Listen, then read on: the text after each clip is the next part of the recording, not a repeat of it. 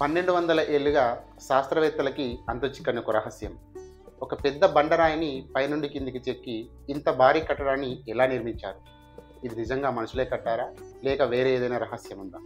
ఈ రహస్యం గురించి ఇప్పటికీ డిబేట్ జరుగుతూనే ఉంది. ఇప్పటికే మీకు అర్థమై ఉంటుంది నేను దేని గురించి మాట్లాడుతున్నానో. అది ఎల్లోరాలోని కైలాస దేవాలయం. అందరికీ నమస్కారం. నా పేరు విజయ్. విజయ్ కోర్ ఛానల్కి స్వాగతం. ఈరోజు మనం 1200 ఏళ్ల క్రితం భారతదేశంలో చెక్కబడిన ఒక అద్భుత రత్నం గురించి తెలుసుకోబోతున్నాం.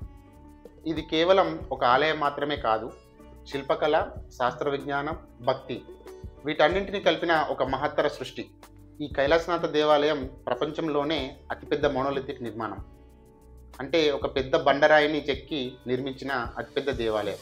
ఒక్కసారి ఊహించుకోండి, 10 అంతస్తుల భవనం అంత ఎత్తు, ఒక ఫుట్బాల్ గ్రౌండ్ అంత విస్తీర్ణంలో ఉన్న ఒక కొండను పైనుండి కిందికి చెక్కుతూ నిర్మించారు.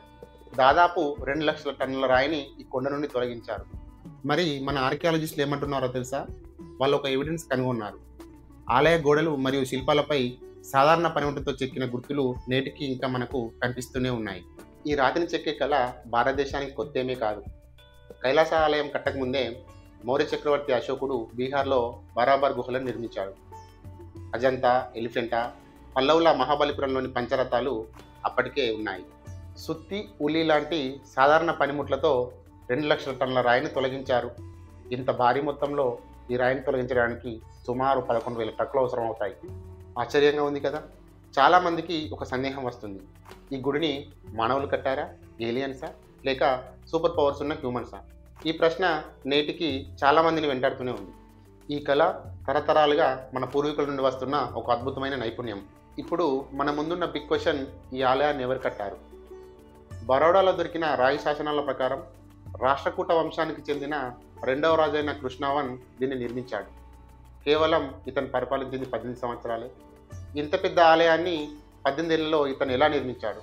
ఇది చాలామందికి నమ్మశక్యం కాని విషయం. జర్మన్ ఆర్కియాలజిస్ట్ హర్మన్ గోయెట్స్ 1952లో ఒక థియరీ ప్రపోజ్ చేశాడు. ఈయన ప్రకారం ఈ ఆలయం ఒక రాజకాలంలో కట్టబడింది కాదు, దాదాపు 500 సంవత్సరాలు కట్టారని, 8 వేరువేరు రాజులు నిర్మించారని అభిప్రాయపడ్డాడు. ఈ ఆలయంలో కనిపించే 10 రకాల శిల్పకళా శైలులను గమనించిన హర్మన్ గోయెట్స్ రాజులు మారినప్పుడల్లా ఈ శైలి మారిందని అభిప్రాయపడ్డాడు. కానీ 1982లో ఇండియన్ ఆర్కియాలజిస్ట్ అయిన ఎంకే దేవలికర్ గోయెట్స్ యొక్క థియరీని పూర్తిగా ఖండించాడు. ఇతని మాటల్లో చెప్పాలంటే 10-12 సంవత్సరాల్లోనే ఈ కైలాస ఆలయాన్ని నిర్మించారని అభిప్రాయపడ్డాడు. ధవలికర్ థియరీ ప్రకారం చాళుక్యులతో యుద్ధంలో గెలిచిన తర్వాత కృష్ణవన్ పట్టడకల్లోని విరూపాక్ష దేవాలయాన్ని చూసి మంత్రముగ్ధుడయ్యాడు. ఆ వెంటనే ఆ గుడి కట్టిన శిల్పుల బృందాన్ని తనతో పాటు ఎల్లోరాకి తీసుకుపోయాడు. అలా పల్లవ, చాళుక్య, రాష్ట్రకూట వంశాల ప్రముఖ శిల్పులు ఈ ఆలయం కోసం పనిచేశారు.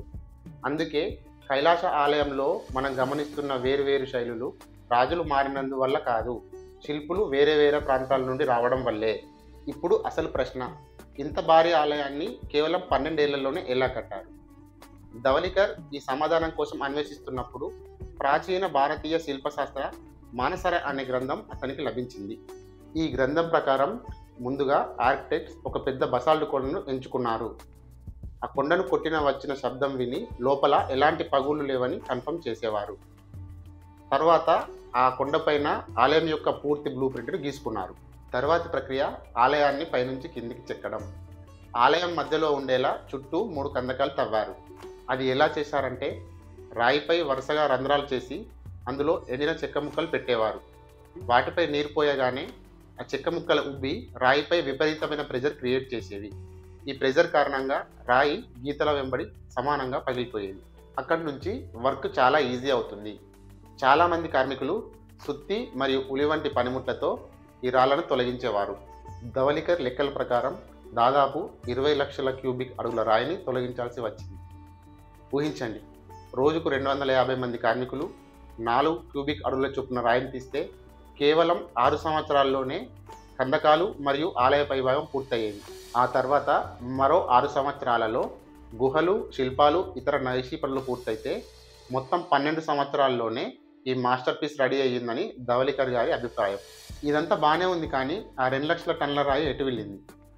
దీనికి కొన్ని లాజికల్ వివరణలు ఉన్నాయి. ఆ రాళ్లను భవన నిర్మాణానికి కానీ రోడ్ల నిర్మాణానికి కానీ వాడి ఉండవచ్చు, లేదా సమీపంలోని లోయలో పడవేసి ఉండవచ్చు. రాళ్ళు చిన్న చిన్నగా ఉన్నందున గత 1300 సంవత్సరాలుగా కోతకు గురై మట్టిగా మారి ఉండవచ్చు. అయితే దీనికి ఇప్పటికీ ఖచ్చితమైన ఆధారాలు లేవు, కావున ఇది ఒక మిస్టరీగానే మిగిలిపోయింది. ఈ కైలాస ఆలయం గురించి మరికొన్ని ఆసక్తికరమైన విషయాలు కూడా ఉన్నాయి. మధ్యయుగ మరాఠీ కథ ప్రకారం కొకాసా అనే శిల్పి తన 700 మంది శిల్పకారులతో కలిసి ఒక వారంలో ఈ ఆలయాన్ని నిర్మించాడని చెప్తారు. మొఘల్ చక్రవర్తి ఔరంగజేబ్ ఈ ఆలయాన్ని ధ్వంసం చేయడానికి 1000 మంది సైనికులను పంపారు.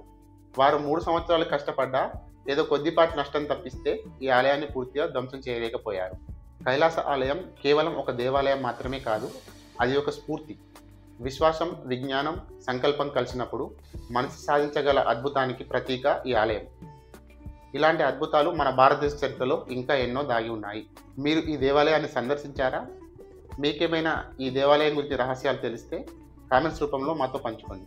ఈ వీడియో మీకు నచ్చినట్టయితే లైక్ చేయండి, షేర్ చేయండి. మా విజే కోర్ ఛానల్ని సబ్స్క్రైబ్ చేయడం మాత్రం మర్చిపోవద్దు. మరొక ఆసక్తికరమైన వీడియోతో మళ్ళీ కలుద్దాం. అంతవరకు సెలవు.